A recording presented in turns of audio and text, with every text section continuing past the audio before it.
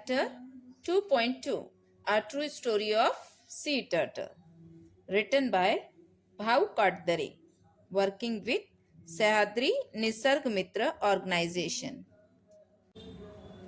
ये चैप्टर एक बहुत ही इंटरेस्टिंग और इम्पोर्टेंट स्टोरी बताता है। सोचो, कुछ लोग बीच पर घूम रहे थे और उन्हें अचानक से रेत में सफेद अंडे यानी व्हाइट एग्स दिखे। उन्होंने पता लगाया कि वो समुद्री कछुए यानी सी टर्टल के अंडे हैं। ये डिस्कवरी उनके लिए एक सरप्राइज थी, क्योंकि कछुए के अंडे ऐसे खुले में मिलना बहुत रेयर होता है। कहानी के हिसाब से एक फीमेल टर्टल सुबह सुबह समुंदर से निकलकर बीच पर आती है। वो रेत में एक गहरा गड्ढा खोदती है, जिसे नेस्ट कहते हैं, और उनमें 100 से भी ज्यादा अंडे देती है। ये एक बहुत ही मुश्किल और सीक्रेट मिशन होता है। इस स्टोरी से हमें पता चलता है कि टर्टल्स को हमारी मदद की बहुत ज़रूरत है। बहुत से लोग इन अंडों को चुरा लेते हैं। अगर छोटे टर्टल अंडों से बाहर निकल भी आते हैं तो उन्हें भी पकड़कर मार दिया जाता है। इससे उनकी स्पीशीज खतरे में आ गई है।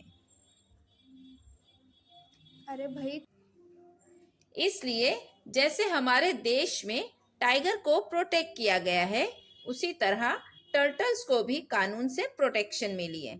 इसका मतलब है कि उन्हें या उनके अंडों को नुकसान पहुंचाना एक बड़ा क्राइम है। टर्टल के अंडे चोरी होने से बचाने के लिए कुछ लोगों ने एक स्पेशल मिशन शुरू किया। इसका नाम था टर्टल प्रोटेक्शन कैंपेन। ये मिशन वेलास नाम के गांव में शुरू हुआ। वॉलेंटियर्स ने लोकल को काम पर रखा। इनका काम था हर सुबह बीच पर घूमकर नए टर्टल नेस्ट को ढूंढना। जब उन्हें कोई नेस्ट मिलता तो वो अंडों को बड़े आराम से वहां से निकालते और उन्हें एक स्पेशल सेफ जगह पर वापस दफना देते थे। फिर उस जगह को फेंस से कवर कर देते थे ताकि चोर या जानवर उन तक ना पहुंच पाए। पहले ही साल उन्होंने 50 नेस्ट को सेफली बचाया। जब छोटे बेबी टर्टल अंडों से बाहर निकले तो पूरा गांव उन्हें देखने के लिए आ गया।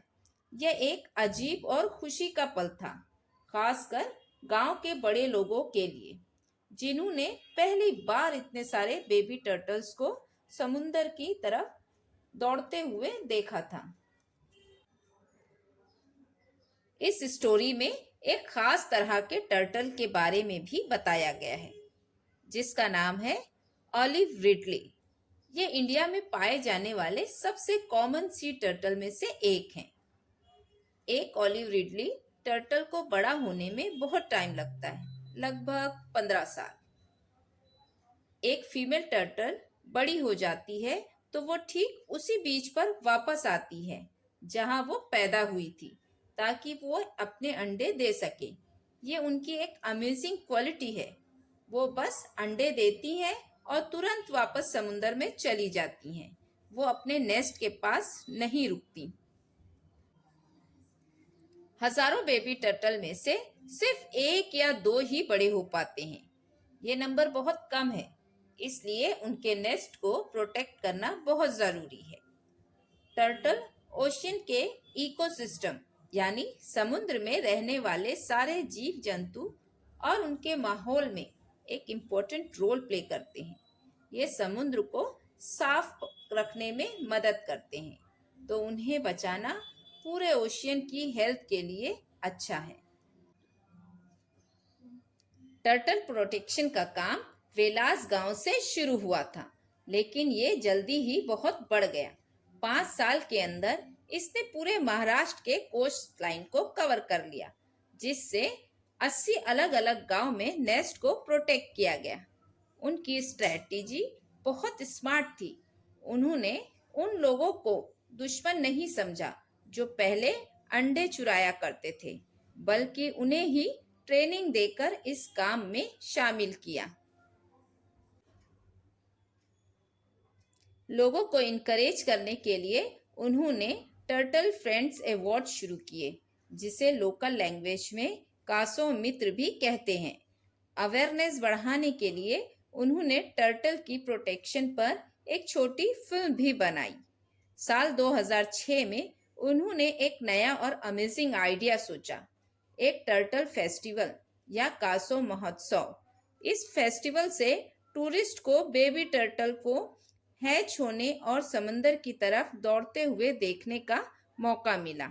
टूरिस्ट को होम स्टे में रहने की सुविधा दी गई, जिसका मतलब था कि वो विलेजर्स के घरों में रह सकते थे। ये आइडिया इतना सक्सेसफुल हुआ कि हर गांव में एक टर्टल फ्रेंड्स क्लब बनाया गया। विलेजर्स को रियलाइज हुआ कि टर्टल्स को बचाना उनकी इनकम का एक जरिया भी बन सकता है। उन्होंने अपने होम स्टे की अर्निंग का 10% टर्टल प्रोटेक्शन फंड में देना शुरू किया। इस फंड का यूज टर्टल को और प्रोटेक्ट करने के लिए किया गया। ये आइडिया, जिसे कंजर्वेशन थ्रू लाइवलीहुड यानी नेचर को प्रोटेक्ट करते हुए रोजी रोटी कमाना कहा गया। प्रोजेक्ट की सक्सेस का मेन रीजन था जल्द ही इंटरनेट के जरिए दुनिया भर से लोग इन छोटे गांव के लोगों से कांटेक्ट करने लगे। तो इस प्रोजेक्ट से सिर्फ टर्टल्स ही नहीं बचे, बल्कि विलेजर्स की लाइफ भी बेहतर हुई। इससे हमें पता चलता है कि नेचर को प्रोटेक्ट करना और लोकल कम्युनिटीज की हेल्प करना साथ साथ चल सकता है। भाऊ बताते हैं कि उनका प्रोजेक्ट इतना सक्सेसफुल इसलिए हुआ क्योंकि उन्होंने लोकल विलेजर्स पर भरोसा किया। उनका बिलीव था कि जो लोग एक जगह पर रहते हैं वही वहाँ के स्पीशीज और नेचर को सबसे बेस्ट प्रोटेक्ट कर सकते हैं। इसलिए उन्होंने सब कुछ खुद कंट्रोल करने के बजाय पूरे प्रोजेक्ट की जिम्मेदारी लोकल विलेजर्स, ग्राम पंचायत और टर्टल फ्रेंड्स क्लब को दे दी। उन्होंने विलेजर्स को आज़ादी दी कि वो कंजर्वेशन का काम अपने तरीके से करें। विलेजर्स इस प्रोजेक्ट से इनकम कमा रहे थे, इसलिए उनका इसमें पर्सनल इंटरेस्ट था। उनके पास टर्टल्स और उनके नेस्ट को प्रोटेक्ट करने का एक स्ट्रॉन्ग रीजन था। ये हमें सिखाता है कि ट्रू कंजर्वेशन ये नहीं कि कोई बाहर वाला आकर सब कुछ संभाले। इसका मतलब है लोकल लोगों को शक्ति देना, एम्पावर करना, ताकि वो खुद अपने नेचुरल हेरिटेज के गार्जियन बन सकें। अब पाऊ के ऑर्गेनाइजेशन सिर्फ तब मदद करती थी जब ज़रूरत हो, क्योंकि विलेजर्स इस प्रोजेक्ट को अब खुद ही स्मूथली चला रहे थे। यह एक ग्रेट एग्जाम्पल है कि कैसे लोकल कम्युनिटीज़ पर ट्रस्ट करने से इंसान और नेचर दोनों के लिए अमेजिंग रिजल्ट मिल सकते हैं। आई होप आपको ये चैप्टर अच्छे से समझ में आया होगा।